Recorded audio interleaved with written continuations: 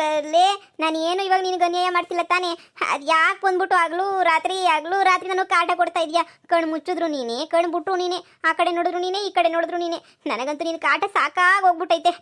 ಎಲ್ಲಿಂದ ಒಕ್ಕರಿಸ್ಕೊಂಡು ನೀನಂತೂ ನಿನ್ನ ಕೈ ಮುಗಿತೀನಿ. ದಯವಿಟ್ಟು ಇಲ್ಲಿಂದ ಹೋಯ್ತೀಯಾ? ಸುಮ್ಕೆ ನೀನು ನನಗೆ ಎದುರಿಸ್ಬೇಡ. ನಾನೇ ನಿನ್ನ ಮಗಂಗೇನು ಮೋಸ ಮಾಡ್ತಾ ಇಲ್ಲ. ಮೋಸ ಮಾಡೋಕ್ಕಿಲ್ಲಿ ನಿಂದೇನೂ ಉಳಿದಿಲ್ಲ. ನಮ್ಮ ಅಪ್ಪನ ಮನೆ ಆಸ್ತಿ ಇದು. ನಮ್ಮ ಅಪ್ಪನ ಮನೆ ಆಸ್ತಿನಾಗೆ ನೀನು ಬಿದ್ದಿರೋದು. ಇದೇ ಇದ್ರಾಗೆ ನಿಂದು 10 ಪೈಸೆನೂ ಇಲ್ಲ.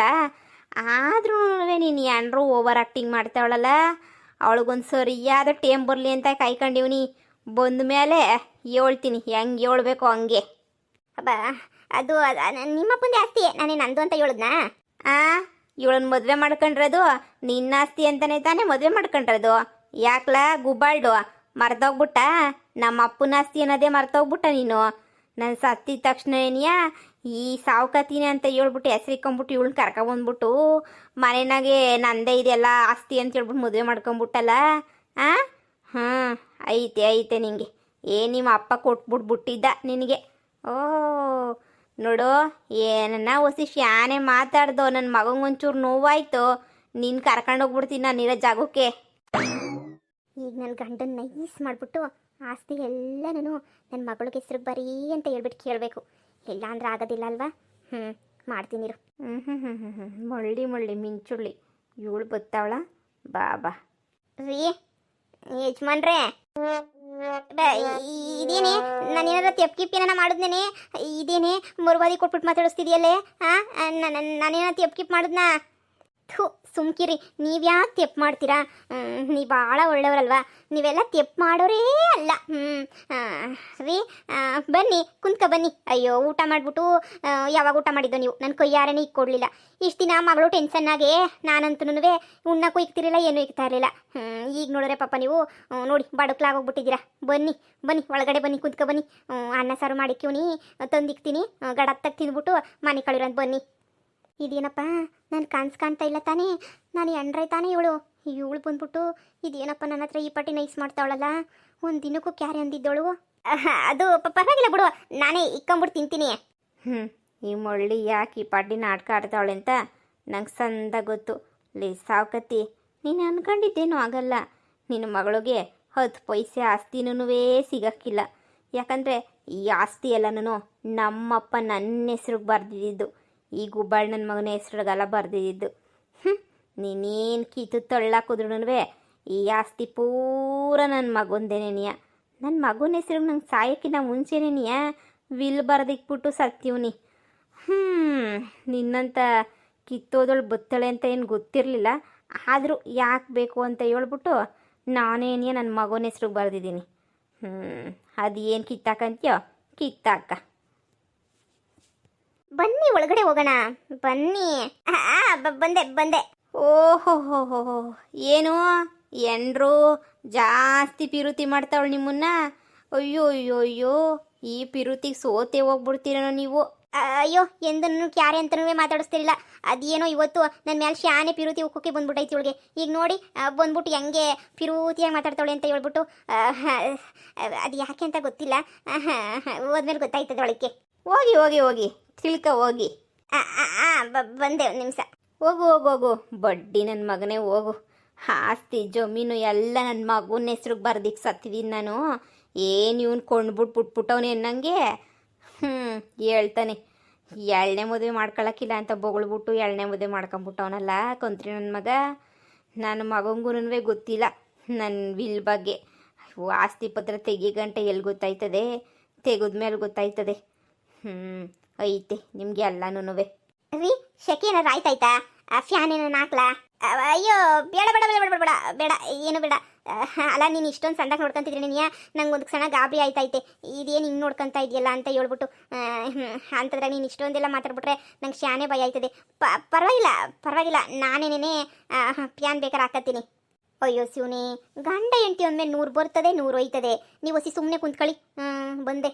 ಹಿಂಗೇನಿಯಾ ಮೊದಲಿಂದನೂ ಇದ್ಬಿಟ್ಟಿದ್ರೆ ಹೆಂಗಿರ್ತಾ ಇದ್ದೆ. ಈಗ ಒಬ್ಳು ಮಗಳವಳೆ, ಮನೆ ತುಂಬ 40 ಮಕ್ಕಳಾಗಿರೋರು ಅಷ್ಟೇ ನೆನೆಯ. ಅಯ್ಯೋ ನೀನಂತೂ ನನ್ನ ಬುಡಂಗ್ ಕಾಣೆ. ಎಲ್ಲೋದ್ರೂ ಅಲ್ಲಿ ಹಿಂದಿನೇ ಅಳಿತಿದ್ಯಾ. ನನ್ನ ಮನೆ ನನ್ನ ಇಷ್ಟ ಕಂಡ್ಲ. ಮುಚ್ಕೊಂಡು ತಿಂತೀಯನೋ ತಿನ್ನು, ಬತ್ತಳು ತಂದಿವ ಇಕ್ತಾಳೆ. ರೀ ತಗೊಳ್ಳಿ ತಿನ್ನಿ, ನನ್ನ ಕೈಯಾರೆ ಇಟ್ಟು ತೊಳಸ್ಕೊಂಡು ಸಾರು ಮಾಡ್ಕೊಂಡು ಬಿಟ್ಟು ತಂದೀವ್ನಿ. ತಗೊಳ್ಳಿ ತಗೊಳ್ಳಿ, ಹೊಟ್ಟೆ ತುಂಬ ತಿನ್ನಿ. ಅಯ್ಯೋ ನೀನು ನನಗೆ ಎಂಥ ಚಂದಾಗಿ ನೋಡ್ಕೊಂತ ಇದೆಯಾ, ನನಗಂತೂ ಭಾಳ ಖುಷಿ ಆತೈತೆ. ಸಾರು ಅಷ್ಟೇನಿಯ ಘಮ ಘಮ ಘಮ ಘಮ ಘಮ ಅಂತ ಗಮ್ಗುಡ್ತಾಯ್ತು ನನಗಂತೂ. ಅಯ್ಯೋ ಇದೇನೆ ನೀನು ಕೆಳಗಡೆ ಕುಂತ್ಕೊಬಿಟ್ಟಲ್ಲ. ಅಯ್ಯೋ ಗಂಡ ಮ್ಯಾಲ್ ಕುಂತಿರ್ಬೇಕಾರೆ ಎಂಡ್ರು ಮ್ಯಾಲ್ ಕುಂತ್ಕೊಳಕಾಯ್ತದ ಗಂಡನ ಸಮಕ್ಕೆ? ಅಯ್ಯೋ ನೀವು ತಿನ್ಕೊಳ್ಳಿ, ಸುಮ್ಕೆ ತಿನ್ಕೊಳ್ಳಿ. ಅಪ್ಪ ದೇವ್ರೆ, ಈ ವರ್ಷಕ್ಕೆ ನಾನು ಎಂಡ್ರು ಇವಾಗ ಪಿರುತಿ ತೋರಿಸ್ತಾವಳೆ. ಅಂತೂ ಇಂತೂ ನೀವೇ ಕೊಂಡ್ಬಿಟ್ಬಿಟ್ಟಲ್ಲಪ್ಪ ನೀನು, ನನ್ನ ಕಡೆಗೆ ಒಂಚೂರು ಗಮನ ಹರಿಸ್ಬಿಟ್ಟಲ್ಲಪ್ಪ ನೀನು. ಅಷ್ಟು ಸಾಕ್ಬಿಡಪ್ಪ ನನಗಂತೂ. ಯಪ್ಪ ಹಾಲು ಕುಡ್ದೆ ಸಂತೋಷನೇ ಆಯ್ತೈತೆ. ಕೊನೆ ಗಂಟ ನನ್ನ ಎಂಡ್ರು ಹಿಂಗೇನೇ ಇದು ಬಿಟ್ರೆ ಸಾಕು ಸಾಕು ನನಗಂತೂ. ಬೇರೆ ಇನ್ನೇನೂ ಬೇಕಿಲ್ಲ. ನಾನು ನೆಂಟಿ ಮಗ ಹಂಗೇನೇ ಸೊಸೆ 4 ಜನನೂ ಅತ್ಲಾಗಿ ಹೆಂಗೋ ನಿಮ್ಮದೆಗೆ ಆರಾಮಾಗಿ ಇದ್ಬಿಡ್ಬೋದು. ಇವಳು ಮಗಳೋದ್ಮೇಲೆ ಇವಳಿಗೆ ಶಾನೆ ಬುದ್ಧಿ ಬಂದ್ಬಿಟ್ಟೈತಿ ಅಂತ ಅನ್ನಿಸ್ತದೆ. ಏನ್ರಿ ಯೋಚನೆ ಮಾಡ್ತಿದ್ದೀರಾ? ತಿನ್ಕೊಳ್ಳಿ. ಏನ ತರಬೇಕಾ ಇನ್ನ? ಇರೇ ಇನ್ನು ಇದನ್ನೇ ನೀ ತಿಂದಿಲ್ಲ, ಆಗ್ಲೇ ನೀ ತೋರ್ಲಾ ಮಾಡ್ಲಾ ಅಂತ ಹೇಳ್ತಾ ಇದೆಯಲ್ಲ. ತಿನ್ಕತೀನಿರು. ಹಾಂ ತಿನ್ನಿ. ಅಯ್ಯೋ ನಿಮಗೋಸ್ಕರ ಅಂತಲೇ ನೀ ಮಾಡಿದ್ದು.